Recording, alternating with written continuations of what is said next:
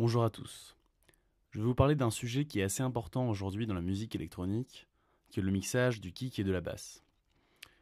Ces deux instruments sont prépondérants dans la musique électronique d'aujourd'hui, et le problème au niveau du mixage, c'est qu'ils interviennent à peu près au niveau des mêmes fréquences et qui peuvent également interférer avec les autres instruments du morceau. Donc, ils font intervenir à la fois des fréquences basses et des fréquences aiguës, et il va falloir gérer ça au niveau du mixage. D'autre part, ils font intervenir aussi certains éléments de la compression qu'il va falloir gérer au niveau du mixage. Donc ici, j'ai décidé de vous présenter quelques solutions pour mixer correctement le kick et la basse sur un extrait avec une rythmique assez simple au niveau du kick et de la basse.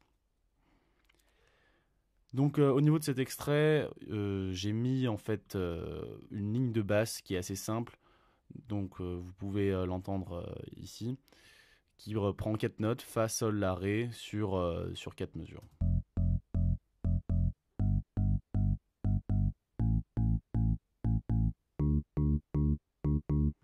Voilà. Donc pour le kick, j'ai pris une rythmique très simple où le kick est sur le temps, tel que vous pouvez l'entendre. Et donc on va essayer de mixer ces deux instruments en même temps que l'on peut entendre pour l'instant à ce niveau-là du mixage, c'est-à-dire sans effet.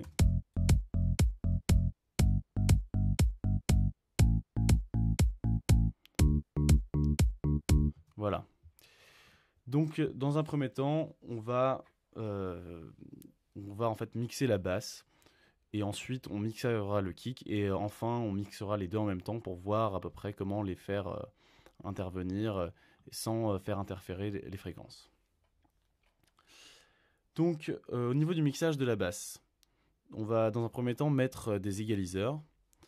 Donc un égaliseur assez simple dans Logic Pro qui est celui qui est présenté et que je trouve très bien d'ailleurs, qui est vraiment beau et facile à manipuler, qui est donc l'égaliseur principal que vous pouvez voir ici.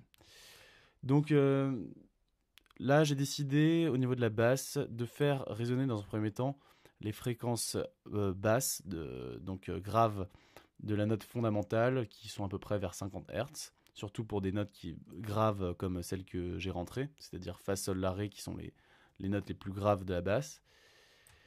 Et donc on peut voir ici une première courbe. Ensuite j'ai décidé de baisser à peu près les fréquences à ce niveau-là, de les rendre normales plutôt, et de les rebooster au niveau de 180 Hz, qui sont les fréquences des harmoniques.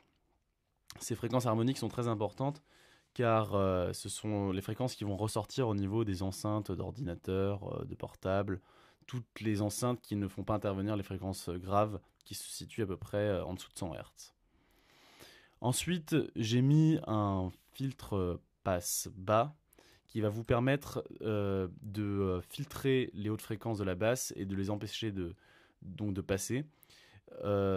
C'est important parce que si vous avez d'autres instruments dans le morceau, tels que des instruments mélodiques ou des instruments donc qui font intervenir des fréquences à ce niveau-là, eh bien, vous aurez un risque de faire interférer la basse avec ces instruments.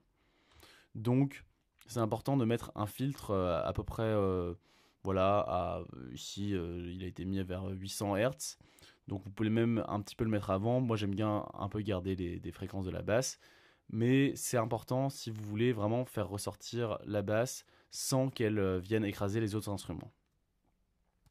Donc, tel que vous pouvez le voir, si on enlève l'égaliseur comme on avait avant, on a ce son-là.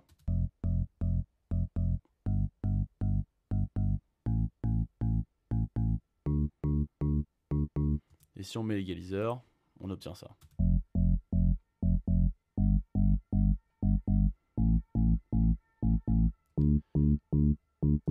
Voilà.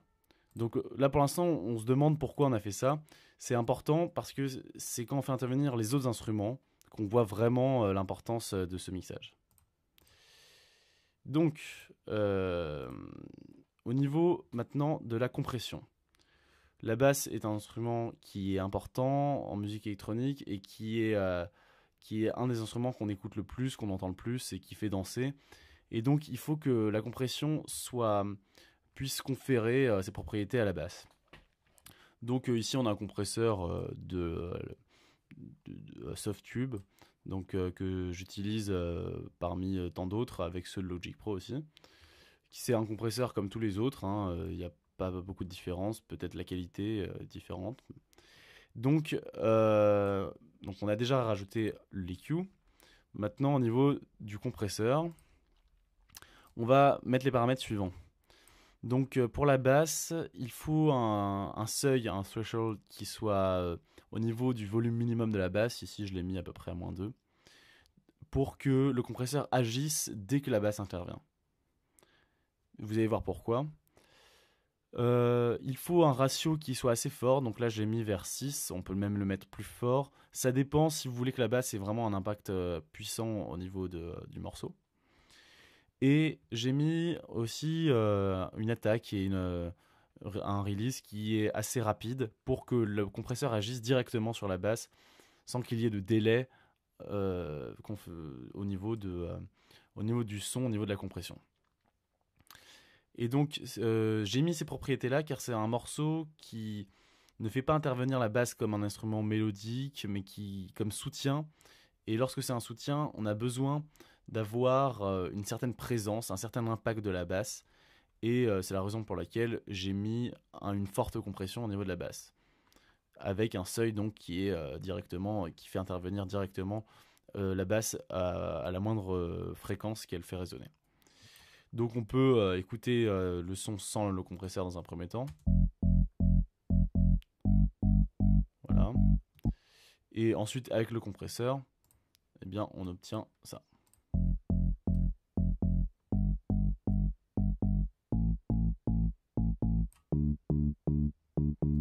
Ici, on peut voir que le compresseur agit beaucoup.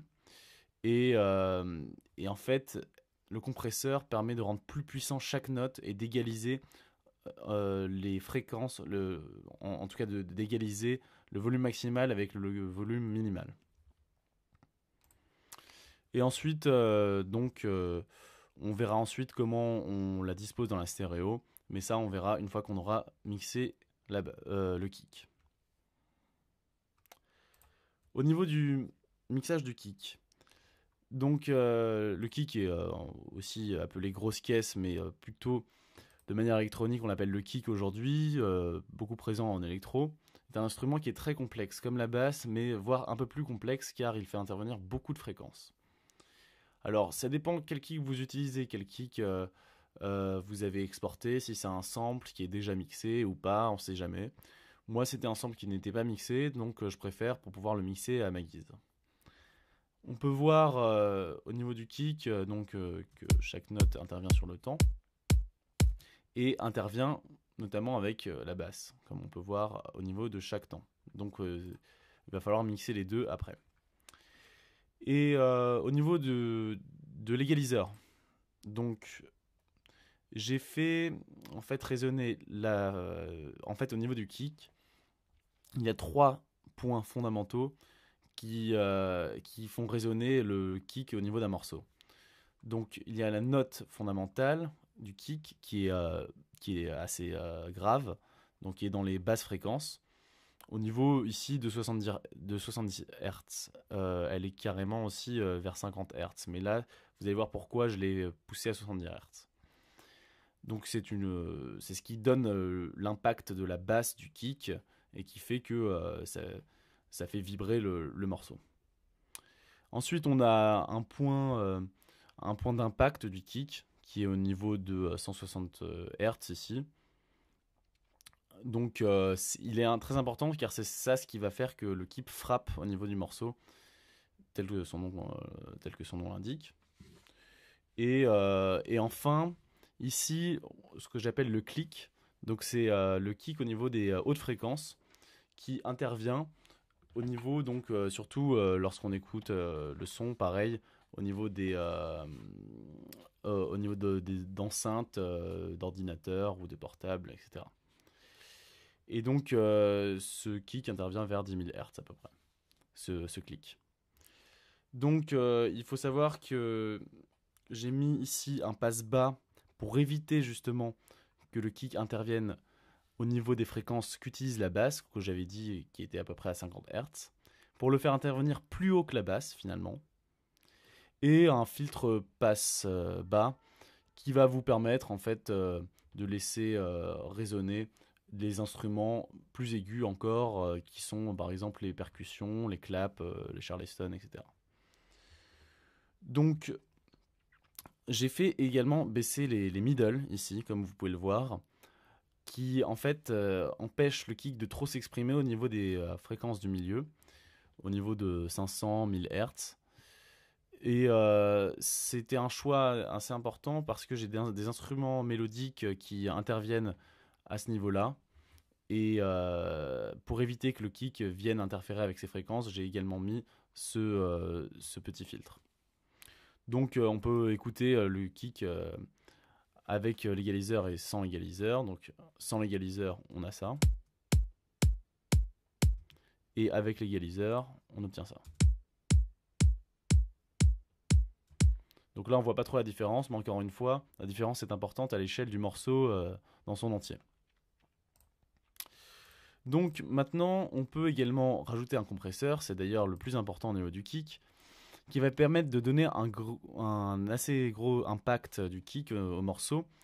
Et comme je vous ai dit pour la basse, ici j'ai envie que le kick soit puissant, donc qu'on compresse beaucoup le kick. Et ici, en fait, j'ai mis par exemple un ratio qui est pratiquement à 30, donc ce qui est énorme, donc qui compresse le son très fortement. J'ai mis une attaque très importante, une release également donc assez rapide, vers 50 millisecondes. Et puis donc un threshold pareil au niveau des fréquences, au niveau du volume minimal du kick. Donc si on écoute le kick sans le compresseur, on obtient ça.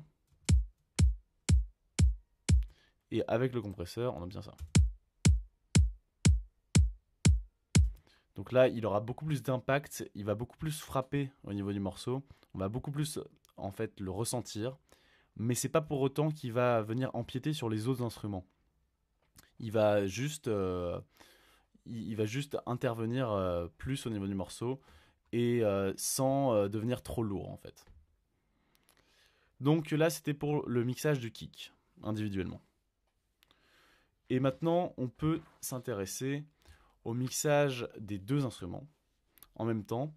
Donc, bien sûr, j'ai déjà un peu préparé le mixage. Donc, on va pouvoir comparer dans un premier temps les deux égaliseurs. Ici, l'égaliseur du kick, qu'on vient de voir. Et ici, l'égaliseur de la basse. Alors, comme on peut le voir, ces deux instruments, je ne les ai pas fait résonner aux mêmes fréquences. On peut voir la note fondamentale de la basse qui résonne au niveau de 50 Hz, puis ses harmoniques au niveau de 180 Hz, puis rien du tout. Si vous voulez faire plus résonner, comme je vous ai dit, vous pouvez décaler ce filtre. C'est un peu ce qui est utilisé pour les basses funk qui font intervenir plus de fréquences du milieu. Pour le kick, j'ai fait intervenir les basses fréquences au niveau de 70 Hz, donc qui n'interfèrent pas avec les fréquences de la basse. Et puis le point de pression qui est un peu avant les harmoniques. Le plus important, c'est de ne pas faire interférer cette zone avec cette zone. C'est vraiment le plus important et ce qui fait que ça ne va pas brouiller au niveau de la sortie de son.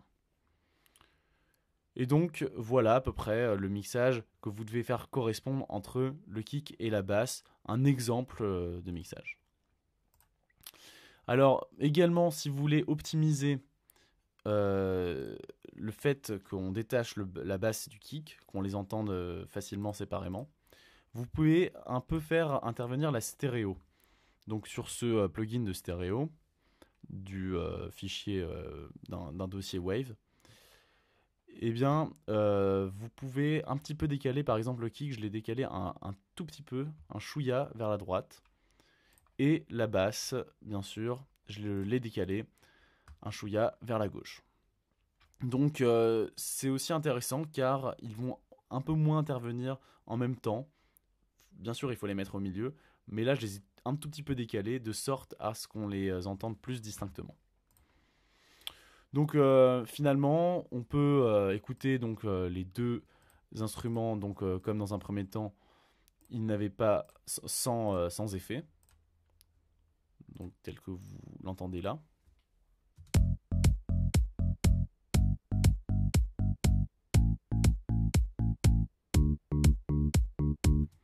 Et maintenant avec les effets.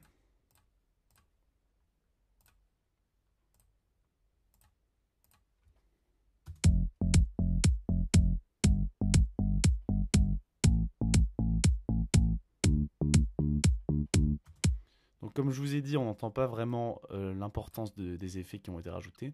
Mais par exemple, si je vous fais un extrait de ce morceau, avec les effets, on entend beaucoup plus distinctement le kick et la basse tel que vous pouvez l'entendre là.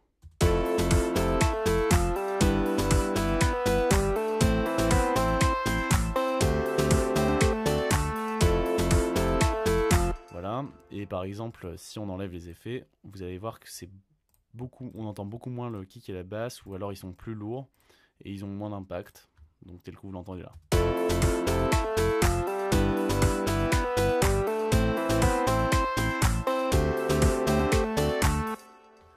Voilà. Donc maintenant à vous de trouver une bonne balance entre les deux, hein, une bonne balance de son, vous allez bien la sentir normalement. C'est ça, je peux pas vraiment vous dire comment faire intervenir le volume à ce niveau-là. Si vous avez déjà bien mixé, normalement après la balance ce sera facile à trouver. Voilà, donc c'était une vidéo pour vous expliquer à peu près comment j'ai mixé le kick et la basse au niveau de ce morceau, au niveau d'une ligne de basse assez simple et d'une rythmique de kick extrêmement simple. Mais ça peut vous donner une idée si jamais vous voulez mixer dans un autre morceau qui sera sûrement plus complexe, comment mixer le kick et la basse. Je vous remercie et à bientôt pour de prochaines vidéos.